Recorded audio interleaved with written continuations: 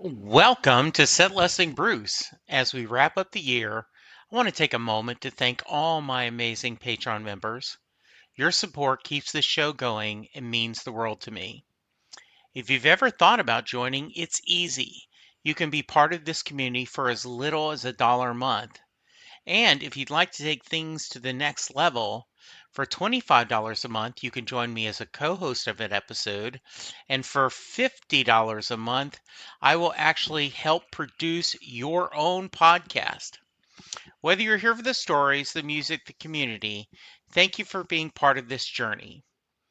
I want to give a shout out to Ed Rakowski, Nigel Biggs, Denise Green, Laura V., Paul Appleton, Amy Brooks, David Katkis, C.K. Westbrook, Sean Poole, Dave and Jennifer Van Evers, Kimball Wiggins, Jeff Ulmer, Sylvan Groth, Liz Bronson, Yetta, Fernando Lozano, Steve Ansack, Rob, Ted Canova, Crystal Carroll, John Munson, Alex Samontia, Andrew Goddard, Betsy Hodges, Levi Petrie, Elizabeth Bronson, Stephen Malio, Holly Mack, Steve Rogers, Captain America, Dale Hozak, Terry Smith, Anna Lynn, Chris Bloom, and of course, Mary Thomas.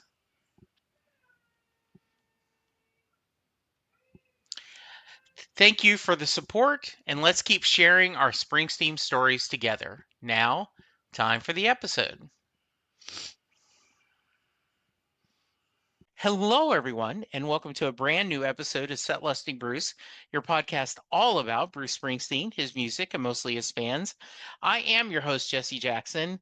Today is another gift of the gift that kept giving. As I've shared before, I went to the Born to Run 50th Symposium in New Jersey in September, and I met my guests there. And we had a great conversation, and we've exchanged emails back and forth, and MaryAnn has agreed to be on the podcast. So MaryAnn, welcome. Thank you. Thank you for having me, Jesse. It's great to see you again. It is good to see you again, too. So why don't we start out? Tell us a little about yourself. Okay. Do you want the long version or the short version? Either one is fine with me. We just talked about before we hit record that we love tangents. I will start and feel welcome to just jump in anytime. All right. Okay. So thank you again for having me. And I'm MaryAnn Janosik, and I am a native of Cleveland, Ohio. I grew up about 30 miles west of Cleveland in an old Rust Belt city called Lorain, Ohio, where there was a U.S. Steel plant, General Motors, Ford, all of those things were there in the community, very blue collar community where I grew up. I have spent most of my life and career in education. I started in teaching, and then I went to graduate school and I became a college professor. And then, as I say, I moved to the dark side. The last 20 years, I went into academic administration, which is where I recently retired from. So I am semi-retired. I do some other consulting work for higher education, mostly in academic programming and reorganization and that kind of stuff that's probably pretty dull when you're in a podcast about Bruce Springsteen. So let me tell you some of the other things that might be a little bit more interesting. Before you do that, yes, did you miss teaching? yes, always. Always. But was it the decision because you wanted to help move or help shape education? I think that there were a couple of things actually, and one of them does have a little bit to do with Bruce, at least in with respect to rock and roll. I found that there were things as a faculty member that I couldn't do that if I was an administrator, I could.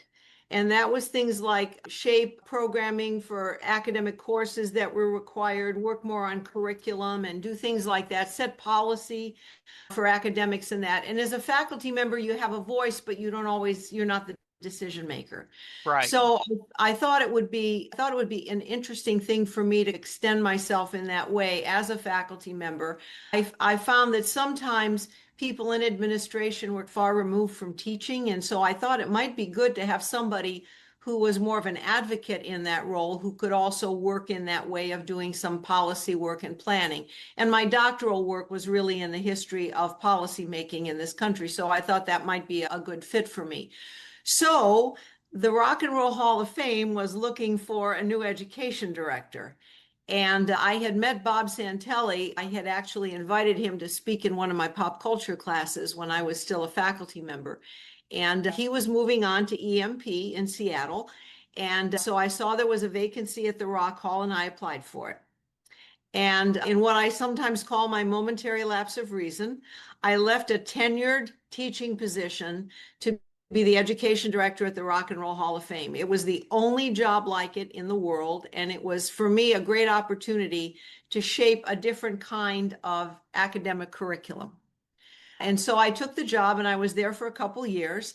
And when I left the Rock Hall, the question was, do you try and go back to a teaching job or you maybe try to move this into something else? And so I stayed with administration and I've been a dean at a couple different colleges around the country. I've traveled a bit. I've been the academic vice president most recently in a couple institutions. And so it gave me a little different perspective. But I will say that in each one of those roles, as often as I could, I always tried to make sure that I was still teaching. At So least one class a yes. semester, right? Yeah. Yes, absolutely. Sometimes it was the history of rock and roll.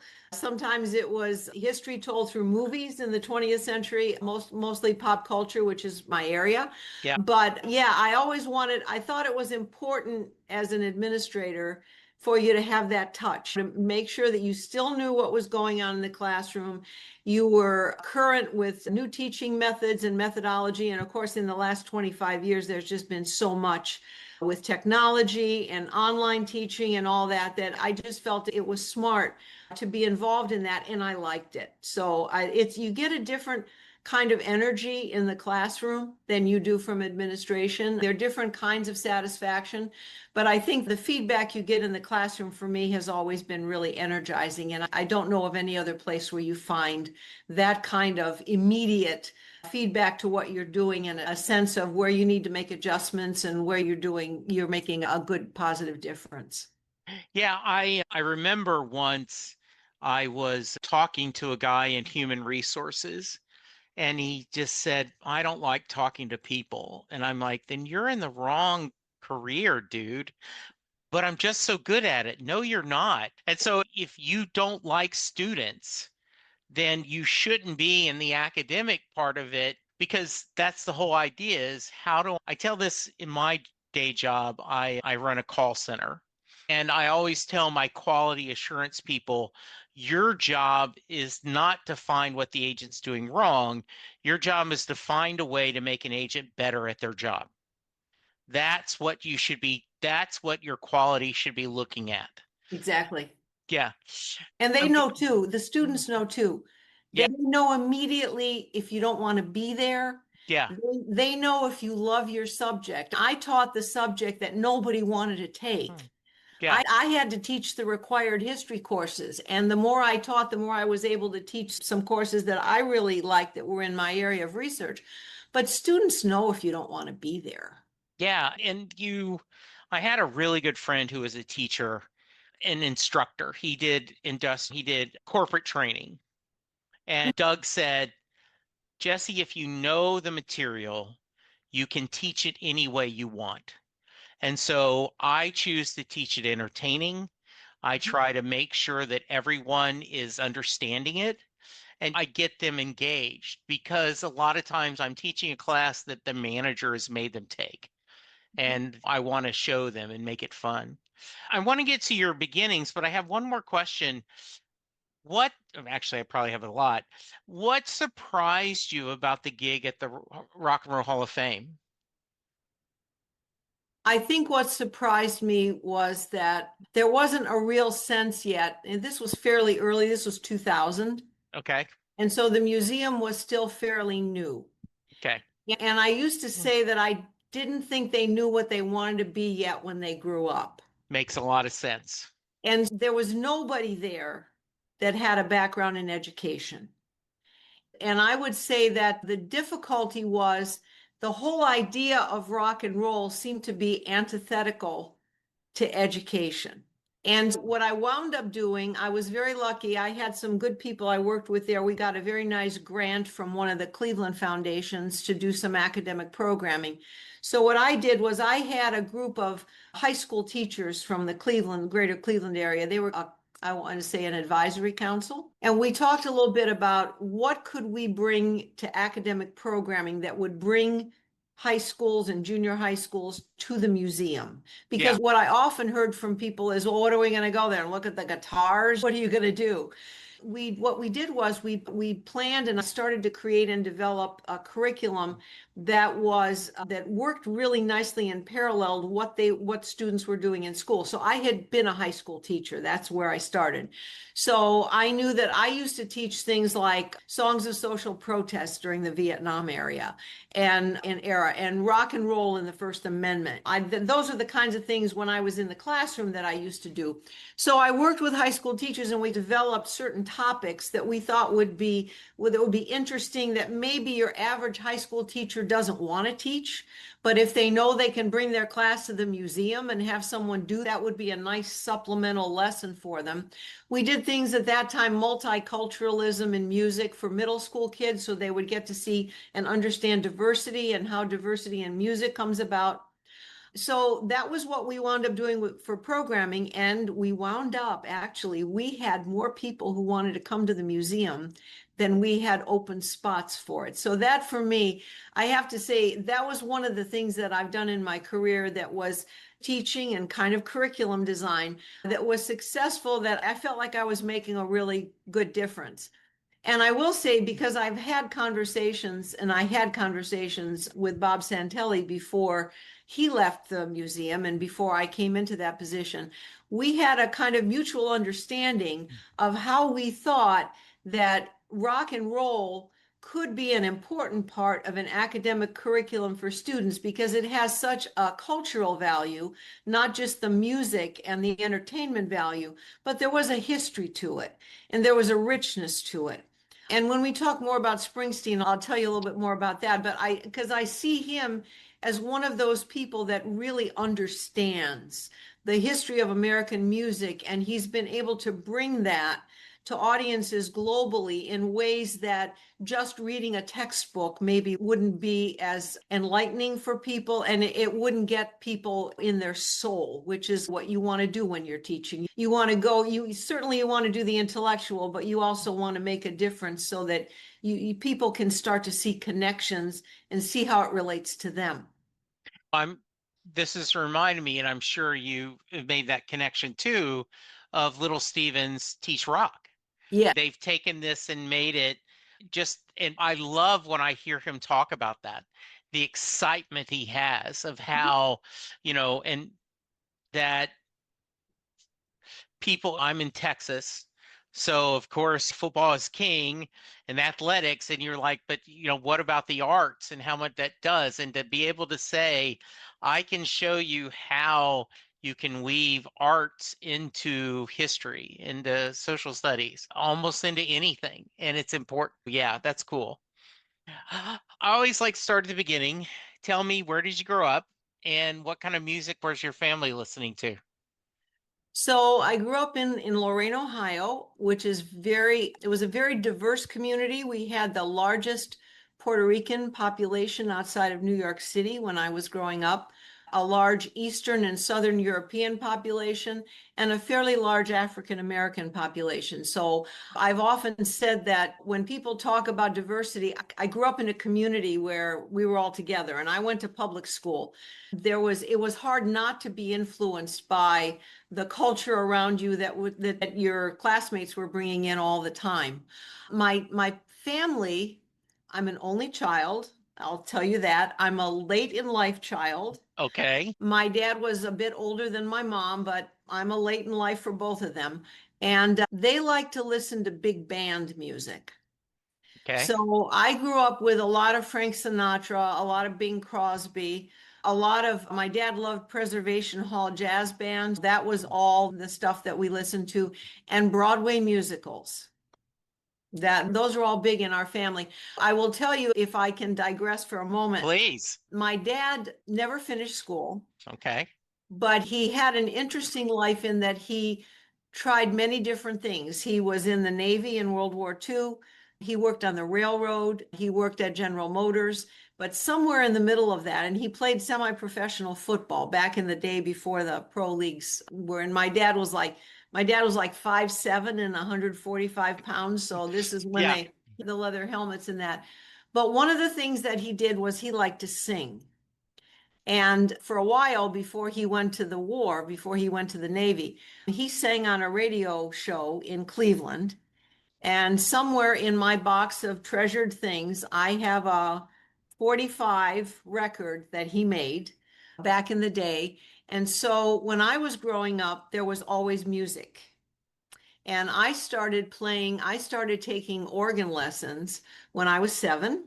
Okay. And I went on to take classical training at Oberlin College and all that. So I've done a lot of church music in my time. But my dad used to sing with me, and we would sing all the songs from the 40s. And so that was a big part. Music was a big part of my growing up. And it was important for my dad, I think. He used to tell me always that the most important thing I could get is an education. And even though we lived in a working class community, he wanted to make sure that I was exposed to as many things as I could so that I didn't think that Lorraine was the center of the universe. Yeah. No, I just love this story. And by the way, for those of you who are listening to this podcast, the smile on Marianne's face talking about her dad and his music is just, it is dazzling. So that is awesome. I grew up in a family that loved country music. Okay. And so I did not get control of the choice of music till I got my AM clock radio, and then where I'm 14 or 15, and I've been able to find the rock and roll station because all my peers were. So how did you discover popular music? I am the generation that they manufactured the monkeys for. Yes, okay, me too. So I remember that I wanted the Monkees album because I had watched it on television, and my mom and dad shared a home with my mom's sister and her husband. They did not Okay. have children. And so my Aunt Helen was my champion. My Aunt Helen said to my mom, let's get her the album. Let's get her the record. And my mother was a little, nah, maybe not. And my Aunt Helen was like, nah, it's okay. It was the same thing with my first Barbie doll. It was Aunt Helen that said, oh, it'll be okay. And so I remember because at that time you could get the Monkees in mono or you could get it in stereo. Okay. No, it was a big deal if you got it in stereo, if a big deal if you got the album in stereo. That became a part of it. And then my family watched Ed Sullivan every Sunday night. When the Beatles came and the Rolling Stones and all those bands were on there, that was my first really introduction to them. And I think as I always say, my students used to say to me, do you remember Woodstock? And I'd say, I was alive. I was small. Yeah. I wasn't old enough to go. So a lot of that music I discovered later. I discovered that in the 70s and in the early 80s when I was really starting to listen to music. But there was an AM station out of Detroit when I was growing up. It was CKLW. I remember that. And CKLW played everything from the Jackson 5 to the Stones to Motown. All of that was on their morning show. And so I would listen to that in the morning. And it was a great way to listen to different kinds of music because they played everything. I remember the AM station in Lake Charles, Louisiana, similar, that there just was a amazing amount of different diversity on the radio. And I'll put on my old man hat. There is a beauty to Sirius XM where if I want to hear Bruce Springsteen, I do. If I want to hear YouTube, I do. I want to hear soul, I hear it. But there was something beautiful about just turning that one channel and you'd get everything from Ray Stevens to Earth, Wind and Fire to Casey and the Sunshine Band to Barry Yep. Manilow to Donna Summer and just on and on. Yeah. I think so, because by the time I remember when I was teaching college in the 90s, and students by then were already very niche driven. And Yes. even was getting to the point where they weren't listening to whole albums, they were listening to bits and pieces of what they liked. Yeah. And I used to, when I would show movies or you got to listen to the whole thing. You need to understand why this is an album that needs to be listened to in its entirety and not just little snippets of it. And I think it's the beauty and the curse of now with Sirius, because I know there are times when we're driving somewhere and we've got a Springsteen concert on and it's great. And then other times when you think, wait a minute, I need to hear something else too. I need to Yeah. know what else is out there. Yeah, I've often said it would be fun, and I don't know, but if you could have a shuffle on Sirius, and so all 100 channels, it would just pop, pop, one song, one song, one song, just for fun. The it is, I love that idea of that diversity, and you're finding that and discovering it. So let's turn to Bruce. Can you remember when you discovered Bruce Springsteen, and what about his music spoke to you?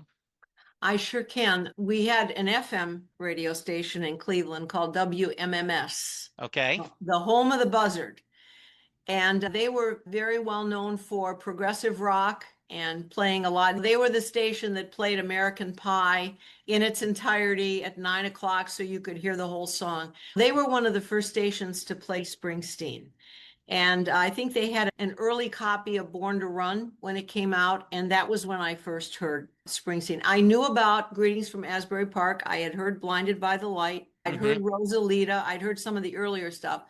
But I remember the night that they were featuring Springsteen and I listened and they played Born to Run and that just pulled everything that was huge. I still remember sitting in my bedroom listening to that when that happened. And then of course everything just blossomed from then. He was on the cover of Time and Newsweek on the same week. And I think this is the week, right? This is the Yeah. week, October 27th, when he was on the cover of both magazines.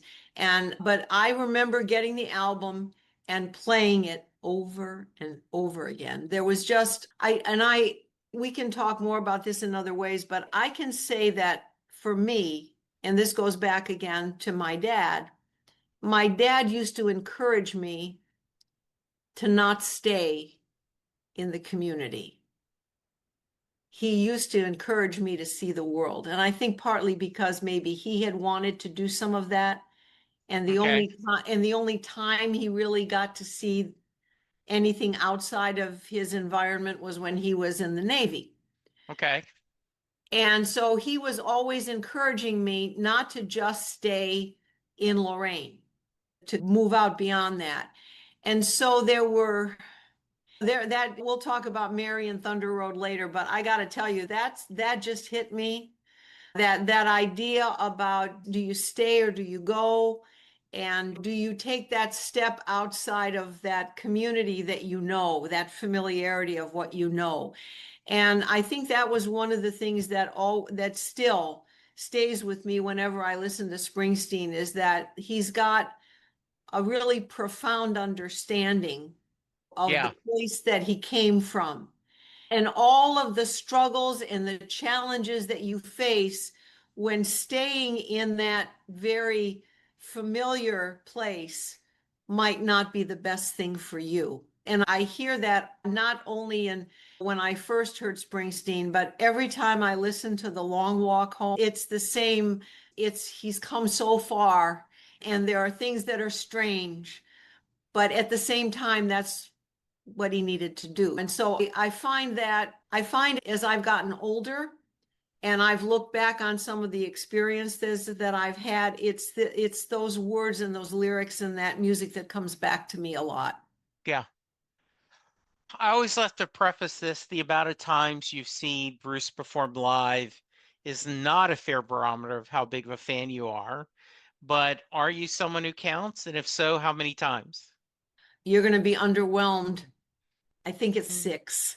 Nothing wrong with that. It's six. Yes. And not because I wouldn't have wanted to see him more. I know Chris Christie's what in the almost the triple digits now. Mm. Part of it had to do with what I was doing at the time and going to a concert like that on my own. I did learn to go by myself, which was a great thing for me.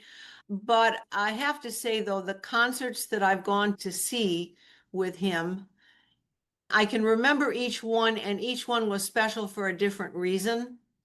And yeah, I don't know. I know people that are diehard fans of artists and they've never seen them Yes, exactly. in concert. So I don't know that's necessarily the only, I think that's one barometer. I don't think it's the only one Yeah, to kind of gauge exactly. that. Yeah, because of the same thing. I've had plenty of people, especially before this recent tour, that were huge fans. They're 19, 20. They've never had a chance to see him perform live. Yeah. Absolutely. Were you there on Saturday for the symposium? Yes, Do you count that in your six? I do. Me too. I Me do. too. I do. And I'll tell you, and that one, even though it was not the usual marathon concert, that one had so much meaning for me. I was so emotional for that concert and I didn't expect it. It really caught me by surprise. Yeah. But I think part of it had to do with the kind of the way the day had played out Yes. and the different things that were shared throughout the morning and then certainly in the afternoon. That by the time we got to that concert, it was just to me, it was just a beautiful arc to the day and put the cap on everything that we'd heard. Yeah, and I got a kick out of it, but I'm sure you who actually know Bob, I've been able to meet him once and he was on the podcast once. But to someone who know him, to see that joy in his face where he says, I've been waiting my whole life to say this. And when I remember the first conversation that I had with Bob, we talked about at that time, this would have been like 1998. We were talking about what to do with oral history. Right. That had been an early project with the Rock and Roll Hall of Fame was what do you do? How can you make oral history a kind of a living, breathing document for people? Because Chuck Berry was still alive. There were a lot of rock and roll artists that were still alive. Some of them did not want to do the interviews and then I understand. So sometimes talking about the creative process is not something that an artist is comfortable with. But at the same time, there was an opportunity to do that. And so when I sent him an email after the symposium and I said, this is what we talked about almost 30 years ago. This is what we talked about when we said, have the artist come and let them talk and about their experiences and put another layer into what people are listening to and what some people have been studying. I know my husband was at the conference with me, but he didn't come to the symposium. And I was telling you, Saturday night, couldn't stop talking. And my husband's in English literature, a Shakespearean. And he said to me, I'm just listening to you thinking, what would it had been like had Shakespeare been at a symposium where we could have all asked him questions and listened to him talk about the writing process.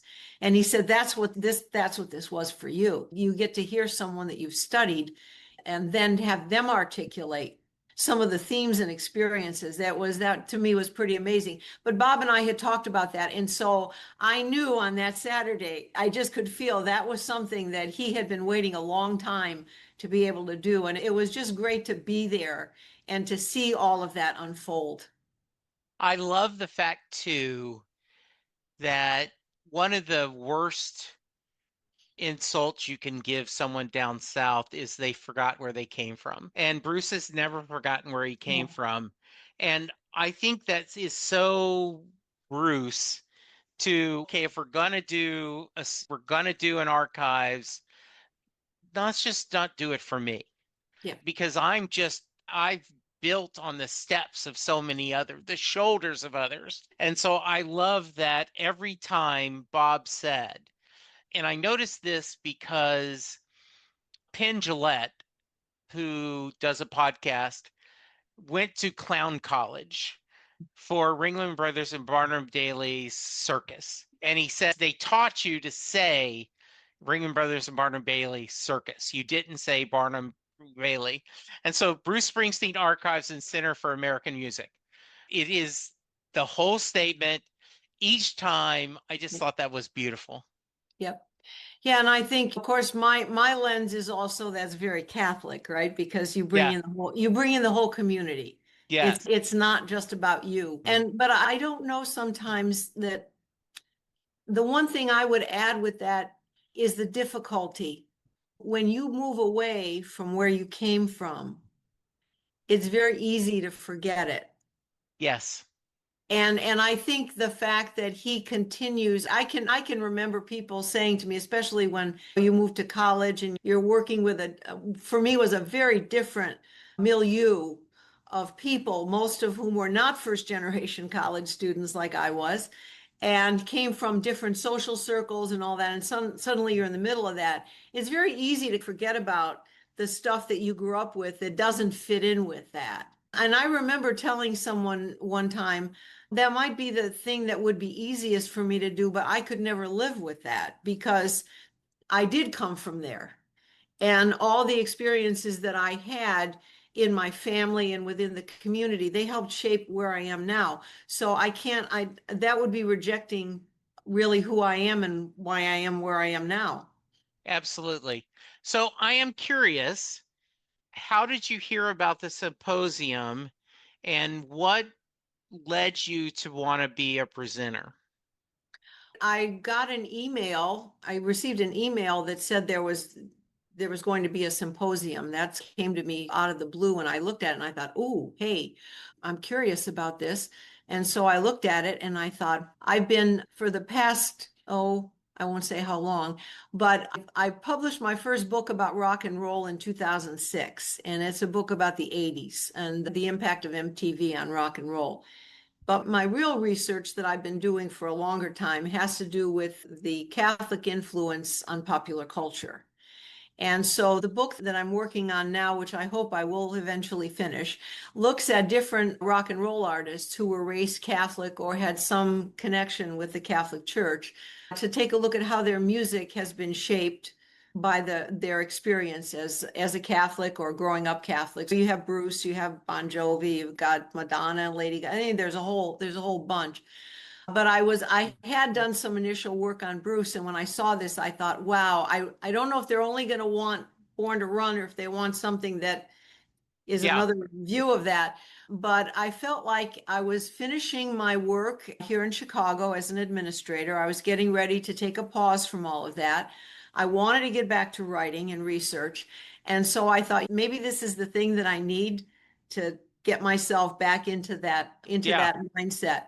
So I sent in my prospectus and my husband can tell you the day that I got the email that it was accepted, it was a Friday night, and we happened to be in Cleveland. We were visiting some friends in Cleveland, and it was about 9 o'clock. And I looked at my email, and there was the email that said, "Your paper's been accepted." I was literally jumping up and down because I thought, "Oh wow, this is a good indicator. This was a good decision for me that this is where I want to go. This is what I want to get back to."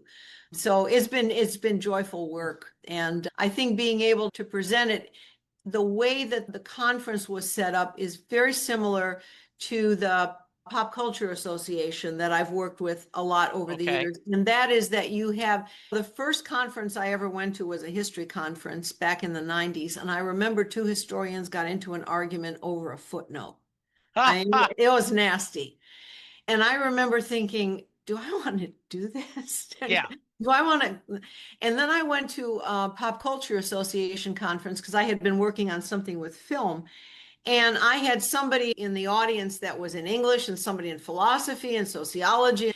And the questions that I got at the end of the paper that I gave to me were much more helpful because they helped me not only shape the argument, but I felt like I broadened it and I was able to see it in different layers that maybe just the historical lens didn't have. Mm. I had the same thought at this conference was that you had people from the industry, you had people who knew Bruce, You had academics like me, you had fans that were doing different, but had done an awful lot of research. And so I thought that that exchange of ideas internationally, I had a session that I moderated where there was a gentleman from Switzerland, a professor from Switzerland, and another one from Japan. And I think the kind of the scope of where his music has reached and the different versions and views and perspectives that people had on it really made for a very rich conference. So, did you grow up Catholic? I did. Okay. So, Bruce's thing about you, they pull you back in, talking about, say, capping the line from Godfather, right? Yep. So, what I want to talk about your paper, but also what about what originally made you think of the connection between Catholicism and rock and roll music? I think I'll go back and do this as succinctly as I can. When Okay. I was writing, my dissertation was on Catholic educational policy making because there hadn't been much done on Catholic schools. Okay. So I wanted to find a little niche there that I was interested in. I wasn't interested in labor policy and all that. I really wanted to focus on education, and there hadn't been much done on Catholic schools. And I had taught in one when I first graduated college. And so I was interested to see what the arc of that was. While I was doing my research, there wasn't much. Yeah. But what I did find a lot of was that people had perceptions about Catholics. Catholic schools were tough. The nuns were abusive. There's kind of a lot of stuff out there within pop culture. So when I was finishing my dissertation, I was getting ready to defend it. I received a research grant to do some postdoctoral research, and I wanted to do it on the way in which people perceive Catholics and whether or not this kind of fits with what's actually going on. So my very first postdoctoral paper was on how Catholic schools were portrayed in movies. Oh, interesting. Okay. And I gave it at the Catholic Historical Association conference, and the editor of the US Catholic Historian came to my session and came up to me afterwards and said, "Can I publish this?" Wow. And he was very encouraging. He was very interested in finding other ways that people understood Catholicism. A lot of people know about Catholics not because they were raised Catholic, but because of all the other stuff that's out there about it. So he was very encouraging with me to pursue that line because there hadn't been a lot written about it. And so I started with movies, and I wound up doing what became three separate articles on the Catholic imagination, as I call it, and how you can see it expressed in movies. So Francis Ford Coppola, for example, who was raised Catholic, and Martin Scorsese, who were raised Catholic. If you look at their movies, you might not know that because they have very different ways of expressing their Catholicism. Coppola is much more operatic. He's much more textural with the tradition and the ritual. Scorsese's tradition is in the street. And so you Yeah. see it's the same idea, but it's a different expression of it. When I got the job at the Rock Hall, I was at a conference, and I remember I was talking to someone about the work I was doing with Catholicism and film, and someone said, "Does that work for music too?" And I started thinking about it, and I thought, why not? If you have creative people within the Catholic, you were raised Catholic, who are making movies, you also have creative people who are writing music. And what does that look like? And how might that music be expressed? What are the lyrics going to be like? What is the symbolism and so on? So that it evolved over time. It wasn't a grand plan I started with, but I think like much of my life and career, it's not been real conventional, and things happen, and I wouldn't have planned it this way, but I'm not disappointed in the places I've been and the people I've met and the way in which my own research has shaped. So we aren't going to have the whole paper here, but I do want to just a little bit. What was the topic? And kind of share a few things that surprised you about it that you wanted to share. I think one of the idea here is that Catholics, by their upbringing, by the nature of the church and the structure of the church, develop a kind of a worldview that has a lot to do with the ritual of the Mass, the texture of the Catholic Church with incense and candles and statues and all of that. It's very much a sensual experience in the sense that there are sights and sounds and smells and all of that that other religions don't have. And that Catholicism is very much based within a community, which has a very nice parallel, of course. If you're raised in a blue collar community that's predominantly Catholic, you get the double whammy, if you will, on that. But if you're raised in that kind of an environment, then when you are doing things creatively, and again, this isn't something you might even be conscious of. And I think Bruce said that in one of the things. He said, when someone asked him, why did he use the name Mary in Thunder Road? And either, were you thinking of the Blessed Virgin? Not necessarily. You have your own kind of a resource from your own experience and how you were raised. And so some of that will manifest itself in different ways. And so what I was looking at in a lot in Springsteen's music, in the lyrics in particular, was the idea of redemption. Because I think in within the Catholic perspective, there's a fair amount of hope that people can find redemption, and there is something for us to look forward to if you're raised Catholic. And I found a lot of the songs that he's written over the years, not always the same. When you look at the lyrics in Born to Run, and then you look at the lyrics in Tunnel of Love, and then you look at the lyrics in Magic and some of the albums that have been done more recently, you can really see an evolution of an individual who has really struggled at times with his faith and what that means in terms of his personal life. And early stuff he's done with Greetings from Asbury Park, some of it's very much adolescent. I got to get out. I got to rebel. I got to do that. When you get to Born to Run, though, which to me is a pivotal album in his career, and you start with Thunder Road and you end with Jungle Land, there's a real arc to that community that is very much rooted in the Catholic tradition of how he was raised in terms of redemption, in terms of forgiveness and salvation, all of that. You can follow that arc as you go through the album. When you get to some of the later stuff, like, for example, in Tunnel of Love, and the title of my paper was Brilliant Disguise. If you listen to the lyrics in Brilliant Disguise, you have someone who has had some of these experiences, who is married at that point, and who is questioning all of the things he was told would happen. That it was, you play the loving woman, I play the faithful man. God have mercy on the man who doubts what he's sure of. You have someone who's at a very different place in his life and is still questioning redemption, but in a very different way. That is very personal, and also questioning the sacredness of marriage, the tradition, all the stuff that you're told is supposed to happen. What happens when it doesn't? What have you got to hang on to?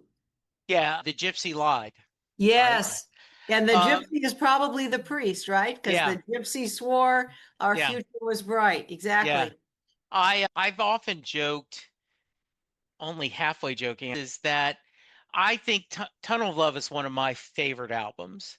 Mine too. And I feel like you can't really appreciate it till your heart's been broken or you've been in a long-term relationship for a while. Now, and then a 19-year-old kid tells me it's his favorite album and I go, okay, what do I know? But there is that as you listen to that, and my wife and I have been married 41 years, and there is that commitment to each other and that work you do. I love I'll Work for Your Love on Magic for that Yes. idea. Yes. I think that's interesting. I am curious, Maryanne, is there a difference between the artists that were raised pre-Vatican II and after Vatican II? Yes, I think so. And I can tell you, you're going to jog something now that I haven't thought about for a while. But several years ago, I was on a panel and we were discussing the difference between Madonna and Lady Gaga. And the idea that in some ways you probably couldn't have had Lady Gaga without Madonna first. Right. There's a trajectory there. Yes. But in many ways, Madonna is very much, I call her a postmodern Catholic, Yeah. very much influenced by civil rights movement, all the stuff that she would have grown up with at that time. And many of the rebellious things that she does in her videos are very much in response to what she had grown up with and then what she saw as an adult. Where Lady Gaga's kind of postmodern. Yeah. She doesn't have that same kind of experience. And so I think you can see what I would say is much more of a in your face because I'm going to do it.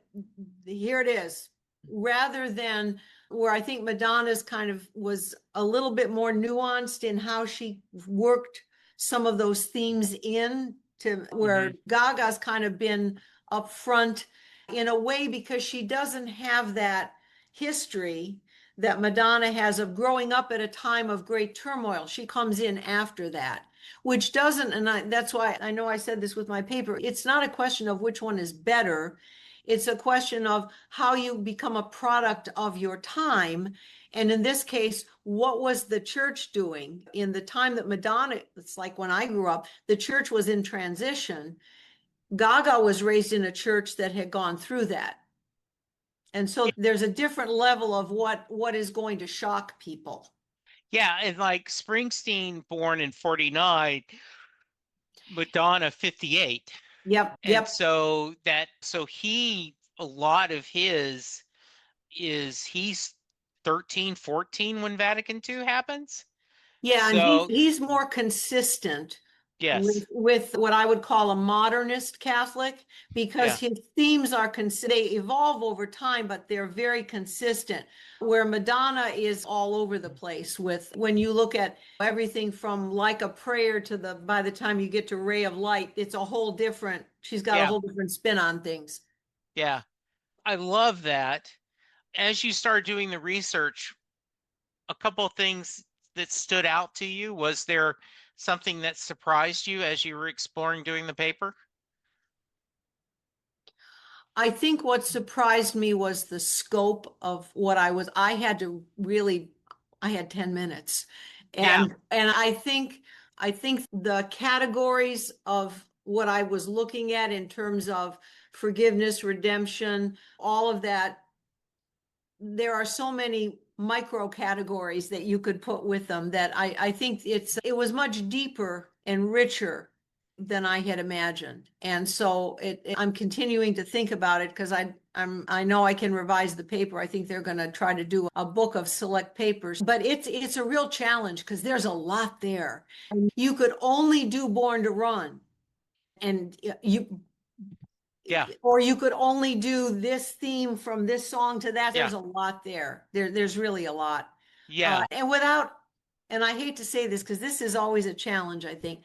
I don't want to over intellectualize because Right. I don't want to lose. There's a beauty in what he's doing. So I think understanding it and making comparisons, but not to the point where you start nitpicking it apart and then you lose the whole Right. power really of what he's doing. Yeah, because I like in VH1 Storytellers where he's talking about the songs and we say, was I consciously thinking of that when I wrote it? Maybe. Maybe. Yeah. But was I feeling all of it? Absolutely. Yes. Yeah. One of my new idols is Jason Isbell, and he was just on, as we're recording it this week, he was on a podcast with Norah Jones, and he and Nora do 3 or 4 songs together with her playing keyboards and doing background and them singing together. And he talked a lot about writing, and he said that he says, I don't want to write. He says, I love pop songs, but that isn't what I want to write about. When he was raised, his grandfather was Pentecostal, and he grew up in that Pentecostal church. And so that influences him. So I know that I grew up in a Baptist household and then converted to Catholicism when I was going to marry Linda. But yeah, it is that what we did as children influence us a lot. I think so. And what's been really for me has been interesting is listening, especially at the symposium, to Springsteen talk about it, because he's talked about it more in the last 10 years than he did before. And that says something about where he is with the faith that he grew up with and where he is now and how he sees the work that he's done in between. And there were a couple of times that he said things at the symposium that were very gratifying for me, because I knew what I'd written in the paper. Yeah. And I thought, okay, I think I'm on the right track then. Yes. You have to have that certain objectivity, but hopefully I thought, okay, maybe I was reading the texts properly. I know I do not know how you have time for this, but also part-time in your spare time, you do movie reviews. So very good. Let's talk about Delivering Me from Nowhere. I had a round table last night or Monday night. And I said one of the things that I dislike about this culture, and I'm not the one who came up with this, is that we treat movies like sporting events now. We report on the box office. There's an expected box office. Did they hit that number? Did they not? How are they in the top 10? And critics, Rotten Tomatoes, and all this. There's all this scoring to it versus I went to the movie and I liked it. As I said, we're recording this. I just read an article with the critic, the mediocre critic ratings, and the disappointing box office. It probably won't have a long run. I told this story, and I get to a question, I promise, Maryanne. I met John Cusack at a comic convention, and I was talking to him about playing Brian Wilson at Love and Mercy, like a wonderful film. And he said Brian was happy with the film, and that was all I needed. That was all that was important to me. And Bruce seems to be happy with the film. So from my perspective, it's a success. But thoughts on the film? You've touched on a couple of things there. Please go all you want. So and this is a Maryanne thing, and I will say that sometimes I'm not sure yet about actors playing musicians when the musicians are still here. Yeah. And we've got lots of concert footage and lots of interviews and all of that. So there's a part of me that's always, really, do we need to see another iteration of Elvis? That we've got all these primary sources that are Elvis. Yeah. When Timothée Chalamet did Dylan last year, I was really blown away by it. And I like the idea that the movie only dealt with a certain period. And so it wasn't like, let's do his whole life and put bad makeup on him at the end or something. Yeah. Very focused. It was, and I thought what he did was the same thing that Philip Seymour Hoffman did when he played Capote. He got in his head. And so he didn't have to look exactly like him. He got it, the man he did, it was fine. And I thought Jeremy Allen White did the same thing with Springsteen. I thought he got into the idea of the movie, which was that period of depression in between albums when he went back home and was really struggling. I read one critic that said, boy, this was boring watching a guy and I thought, but the movie wasn't there to be a concert film. Movie was there to take a look at one particular period in his life. The only thing, that for me was missing was, I think if you read a lot of the interviews that Springsteen has given about his childhood, particularly the flashbacks in the movie, the Catholic Church was important. The living there, and we didn't see any of that. That to me would have given it a little bit of what for me was missing, because I think that all played into the other experiences that they were remembering. But there were things in there's a scene in that movie where he has to walk in the bar to get his dad. I remember as a kid, I had to do that with one of my uncles. Wow. They asked me to go in. I remember, and my husband, we went to see it, and he said to me, are you okay? I said, I'm just remembering something. This is so what I remember. And I thought the way in which they captured the struggle from his childhood to his adulthood, and can you really go home again? And what does that look like? I thought that was really beautifully done. Yes, I Oh, do I too. didn't think it was a bad movie. There were some things structurally as a film, maybe would have been that, but that's me as the movie geek. Yeah, But I've said, I think I've used to tell my students this, if you want to go see the movie, go see it. yeah, I've got plenty of movies that I like that aren't great movies, but I went to see them because yeah. I like the actor or I like the director. I will still go to see a Woody Allen movie. You may want to cut that out of this at the end if you think people won't like it, but there's a body of work there that's worth. So we talked about going on a tangent. I'll go on a little tangent. Okay. I watched the documentaries about Woody Allen, right? And the Yes. things. And I said superior. And this is me just a couple of years ago. So I'm an old fart. I'm in my early 60s. I don't understand how anyone can do this. Then word leaked out about Josh Whedon from Buffy and Mm-hmm. Angel and Mm-hmm. Firefly. And I went, "Oh, but I still Firefly."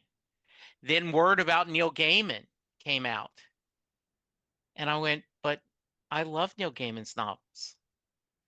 And all of a sudden I said, "Okay, universe, slap me in the face because sometimes you have to separate You the do. art from the The art artist." from the artist. If we didn't, could we ever look at a Picasso again or a Degas?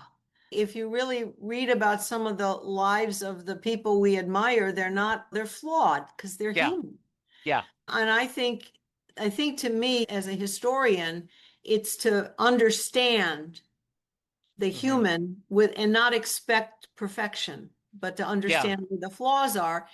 And the hardest part is not to judge because you're yes, not there. yeah, But I think that's challenging because in our current environment, it's very easy. The easy thing to do is to say yes, no, thumbs up, thumbs down. This is good, this is bad. This person's good, they're bad. And life is more complicated than that, I think. yeah. I think so too. And the idea that it, I've had a lot of people on social media post their thoughts on the film. And this is, I say this with love in my heart. Springsteen fans can't agree on what they want a Springsteen movie to be about. Of course. Yeah. I had people that shared that they wish they would do more, like that scene when he's working on Nebraska and you see him scratch out, it makes it first person. Yeah. Why couldn't we have seen him driving and can't find anything on the radio station, which led him to do this? How can you not see him was seen at the used car lot, the used cars? But others are like, why pick Nebraska? Nebraska's not an exciting album. So there's all kinds of different things. I always, I think back of Penn Jillette tells the story that someone will come up to him and say, what would be a really good magic trick is blank, or what would be a good book blank. And he says, I agree. You should go write that book. I would Yeah. read that book. Yep. I want to read that book, but that's not the book I want to write. That's right. Yeah. And I think I went, there was only four other people in the theater on Thursday night. I sat through the whole movie. I laughed at a couple places. I felt moved by a couple places. And but when people ask me, I go, I loved it, but I don't know if it's for the general audience. I agree with you. I think particularly you're never going to please Springsteen fans because they all have something. Yeah, When I worked at the Rock and Roll Hall of Fame, invariably people would come in the museum and they'd go, "Oh, I thought you were going to have this yeah, artist," or "Why did you?" I know, okay, we can't please everybody. This is what we've got, and so you're not going to please everyone. But I think for those who are not Springsteen fans, yeah, who don't know that particular period, I don't know how many of them would be interested in that unless they are interested in the point of that story, which is to yeah, which is not dissimilar from the Dylan one in that they're both going against the trend of what is expected of them in the Yes. work that they're doing. Hmm. And so they both have very different stories. But I thought if you look at those two films as kind of companion pieces, they are artists who are in some way struggling because they want to do something different artistically than what is expected of them. And they handle it differently. Yeah, and I loved the book of, and I told Warren when I got to interview him the first time that it read to me like a mystery novel. Yeah. Why did this artist have to do this album, or he makes one step back to go one step forward, a Yeah. giant leap forward? And from that case, I think it explored it pretty well. I loved the love story between John Landau and Bruce Springsteen. That's And the heart of the film, I that think. really is the Yeah. heart of the film. Yeah. And I liked it that they were showing that it didn't happen in a vacuum. He was already writing things for what that would become Born in the USA. So it's not necessarily a linear or a compartmentalized process. There were Yeah, all these things that were going on, and this became Nebraska, and then that became Born in the USA. And I think that's it. But I don't know if if people will pick up on that. yeah. Yeah, I don't either. And there were a few nitpicks that I thought were funny. Someone said he looked the same at supposedly was the Born in the USA live show as he was. Like, shouldn't we made it look a little different that he was dressing a little different? And then my favorite, Laura digged out of the biography that he had said he can't, or an interview, he can't stand mustard on his hot dogs. And so the scene in that made it a lot of fun. Oh, he was being nice to the little girl. Yes. But I'm going again Saturday and I will buy it when it becomes available. And I'm happy that it's out there. I'm gonna go see it again. In fact, I'll tell you, I saw two movies this weekend. I'm gonna see them both again. Yeah. Very different movies. The other was Frankenstein, and I highly recommend if you can see it in the theater because So I am not a horror fan, it's not a horror movie. but tell me a little bit about that if you want. Let's go off on that tangent just for a moment. Okay, so we got another Catholic here, right? We've got Yeah. Guillermo del Toro, right? Yeah. But this is probably the most faithful movie to the novel that I've seen. And it is not about, the question really is who is the monster and not necessarily the Yeah. creation, right? It's very much a story about man and God and trying to control things and what it means to be human Yeah. and what it means to forgive. And I hope and that's another one, limited release. Who's going to go see it? It's just another horror movie. I'm hoping that Jacob Elordi is remembered when they start doing the award nominations because his performance as the creature is just remarkable, just heartbreaking and so nuanced, so poignant, and just to watch the development of that creature. And again, I think I've had people say, oh, it's just, they're bringing it out because it's Halloween. And I said, no, this is not that kind of movie. Okay. It's a sweeping 19th century novel that happens to be about something that people might think is horrible, but it's not the creation that's the horror. So it's not a scare you kind of movie. Okay. I will have to go check it out. That sounds great. Yeah, but I said as soon as we left Deliver Me from Nowhere, I do want to see it again because I think it's worth it. It's not a bad movie. No. It's just not a movie for everybody, but that's okay. Yeah, I think so too. Gosh, I feel like we just scratched the surface and we've already talked over an hour. Is there anything I should have asked you that I haven't? And we will schedule another interview. We'll schedule another talk after the new year. That's a deal. And Okay. then I'll send you some. Yeah, I think there's some other things, maybe a little bit more about where we talked about with the paper and the music It and where sounds that great. all goes. I think there are some other things with his working class background and his family that are very meaningful that we could get into a little bit differently from tonight. I'd love that. Oh, I would too. And then I'll have more because I will have my paper a little bit Okay, in order with the revision. And so I would love to revisit that. We could yeah, talk a little bit about that. Yeah, I'd love good. that. I'd love S- that. Yeah. s- Mary, leave the car. Yes, I'm Did going to Mary ask get you in that the in a minute. car? I was going to tell you though, Melissa gave me an assignment. Okay. Melissa that we worked with on the thing. So Yeah. she was on the podcast, had a lovely time interviewing her. And so when I asked her the Mary question, she said, I'm going to challenge you. The next time we do a symposium, you should present a paper on the Mary question. Aha. I'm like, oh, damn it, you're right. That would make a great paper. I'm like, unfortunately, I don't have an unpaid intern to help me do the research, but we're going to try. So, anyway, yes, Heard maybe there's a student there that can help you yes, gather the data and yes, coordinate the answers and do a data spreadsheet on who said what. Did men say this? Did women say that? I mean, yes, there's all kinds of stuff you could do with that. Because I was absolutely. going to ask you that too, but there you go. Yeah. Yeah. So, for those of you who may be friends or family of MaryAnn and this is the first time you've listened to this podcast, thank you. She's made you all very proud. So Jay Armstrong, who is a retired honors English teacher, he's now become a writer. He has a new collection of short stories, all based on Springsteen songs.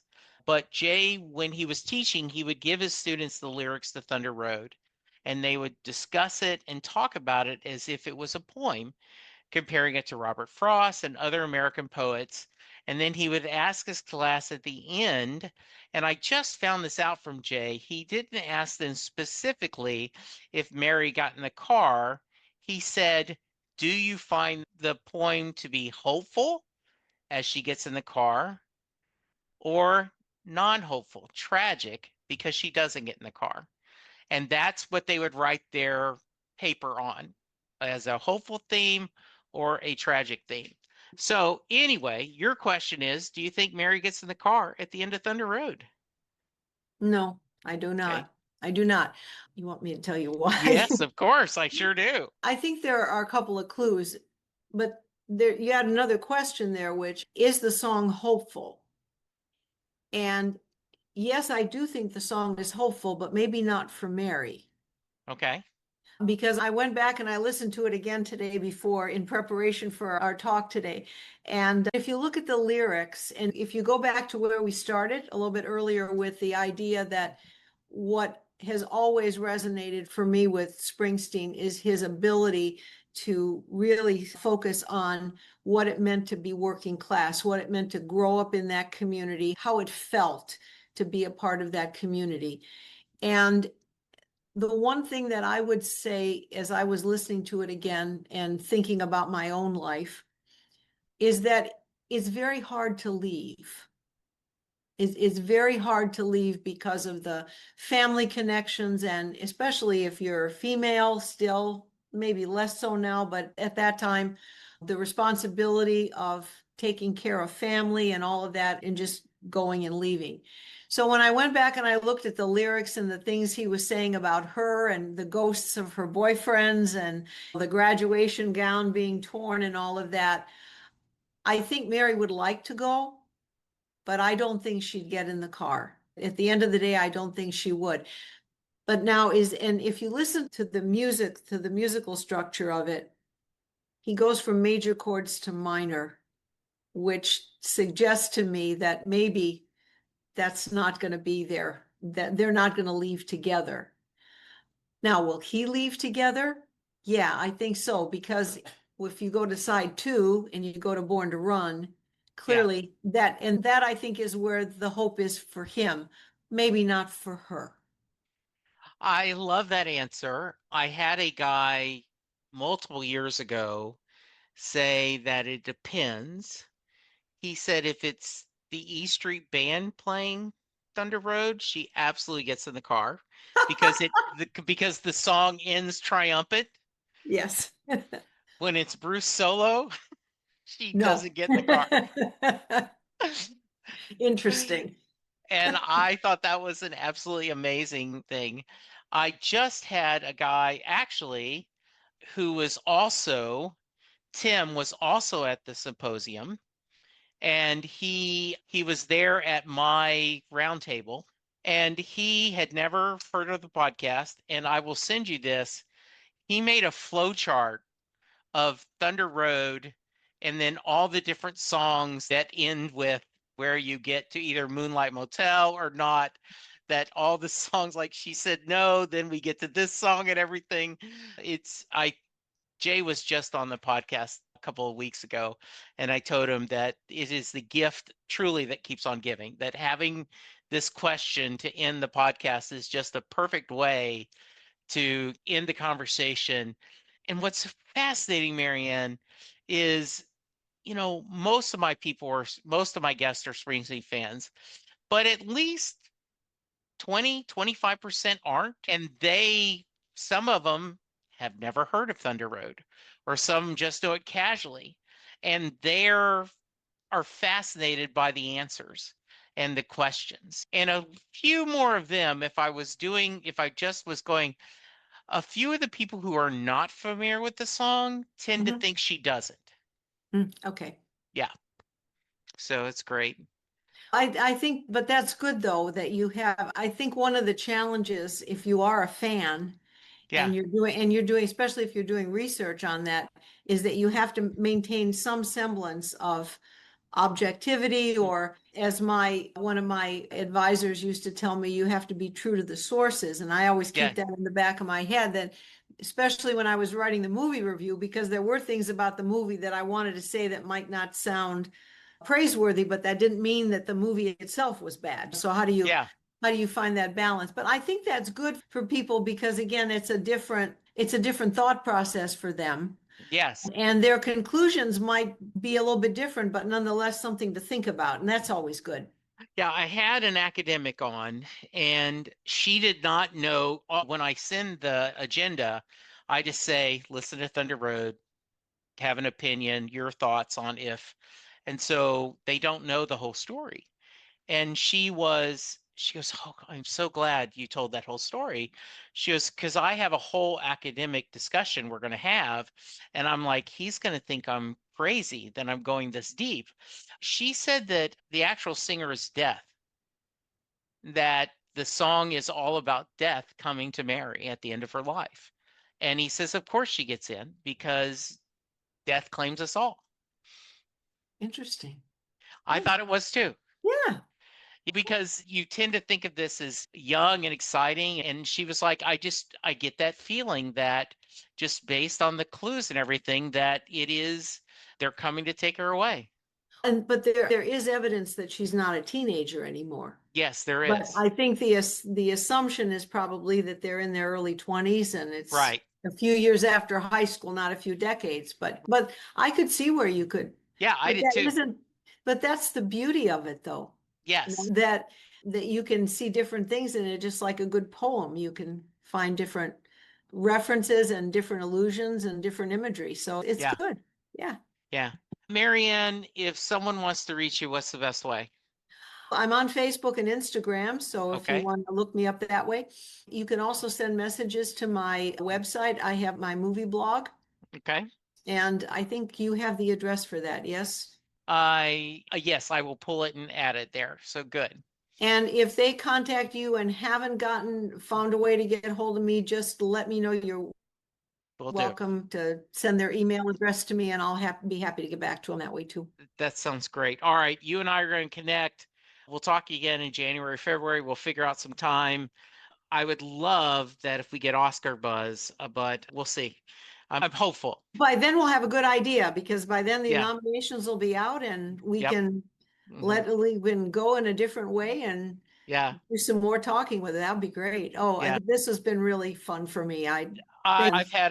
I've had a blast, and I'm so glad you saying the same thing. This is great, and I know you and I will keep exchanging emails. I've got a new pen pal, and that makes me so happy. For me too. This will be great. We'll continue our conversation offline. Sounds good. All right, listeners, check out her movie blog. Sounds like we need to go see Frankenstein. For now, be safe, be kind, and we'll talk to you soon. Goodbye. Thank you so much for listening, for being part of this journey. Your support means everything. If you've got thoughts, feedback, or just want to say hi, drop me a line at setlustingbruce@gmail.com. I'd love to hear from you. The podcast has its own Facebook page, Set Lusting Bruce, and Set Lusting Bruce on Twitter, aka X. I am at Jesse Jackson DFW on Twitter and would love for you to follow me. If you enjoyed the episode, head to your favorite podcast player and leave the podcast a review. Hopefully a 5-star one. It helps others discover the show and keeps the boss's stories flowing. Tell another Bruce Springsteen fan about the podcast. Share it on your social media. The best way for people to learn about Set Lusting Bruce and the stories we're capturing is through word of mouth, from one fan to another. For now, keep hope alive, and I'll see you further on down the road.